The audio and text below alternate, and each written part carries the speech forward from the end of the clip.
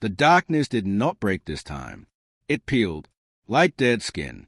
Clara staggered forward as the world around her shed itself layer by layer, walls dissolving into ribbons of shadow, the floor bending like softened bone under her steps. Harrow's voice still echoed in her skull, fractured, overlapping, distorted by whatever force dragged him into this new chamber. Clara, don't look back. But the problem was, she couldn't tell where back even was. The corridor stretched infinitely, yet the end of it hovered just a few meters ahead. Angles betrayed movement. The ceiling flexed like a living throat. Every few seconds, the structure whispered, "You shouldn't have opened the ninth." She pressed her hand to her chest. Her heartbeat wasn't steady anymore. It pulsed in strange patterns, circles, spirals, rhythms she somehow recognized but couldn't remember learning. A memory that didn't belong to her. A heartbeat that wasn't hers. Behind her, footsteps scraped the floor. But Harrow wasn't walking. He was being dragged. Clara spun around. Harrow's body was stretched unnaturally, a thin sheen of dark liquid pulling him deeper into the corridor behind them as if the shadows themselves were reeling him in like a hooked fish. His eyes rolled toward her, widening, not in pain, but in warning. "Don't grab me.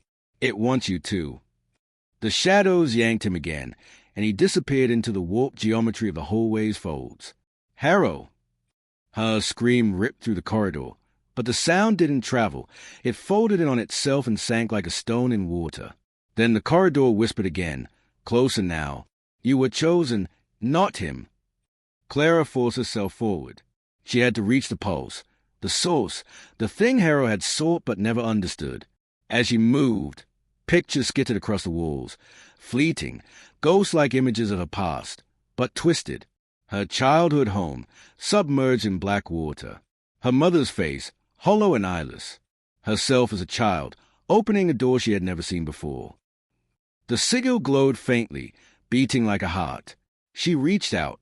The wall recoiled. Then something stepped out of it. It was Clara.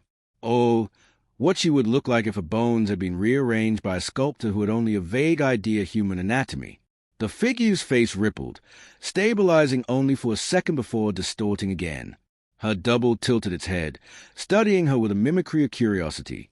"Give it back," it whispered with Clara's own voice, overlapped with a deeper, ancient tone. "I give what back?" "Your pulse. It doesn't belong to you. It remembers too much." The double stepped closer. As it moved, its limbs dragged and folded like wet paper. Clara backed away. The corridor shivered. A second Clara peeled itself out of the opposite wall, then a third, a fourth. All of them slightly wrong. All of them incomplete. All of them hungry. She spun and ran toward the end of the corridor, but the end moved further away with every step. The whispering chorus of Claire's followed. "You shouldn't have opened it. You were not meant to see. Your heart is the door now."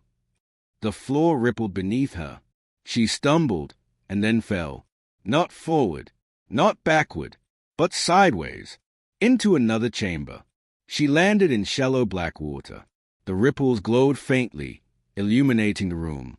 No walls, no ceiling, just an endless reflective surface. The ninth pulse chamber, but evolved, or remembering itself. Clara pushed herself up. Her reflection stared back at her, not delayed, not warped. Perfect. Too perfect. Then it blinked. She hadn't. "Stop this," Clara whispered. "I'm not your vessel." Her reflection smiled. "That's why you were chosen." A heartbeat boomed across the water, shaking her bones. The surface split open, forming a massive circular opening beneath her. She tried to scramble away, but black tendrils wrapped her wrists, her ankles, her throat, pulling her down. She sank into cold, not temperature, but memory. Images flooded her mind in rapid succession. Harrow discovering the first door. The sigil burning into the stone. A chamber of hearts, each one screaming in its own rhythm, and a single phrase carved beneath them. The door remembers its maker. She gasped underwater, except it wasn't water. It was liquid thought, liquid time. It filled her lungs with visions. Her body dissolved into luminous strands before reforming again. Voices echoed. "You were the first heartbeat the door ever heard.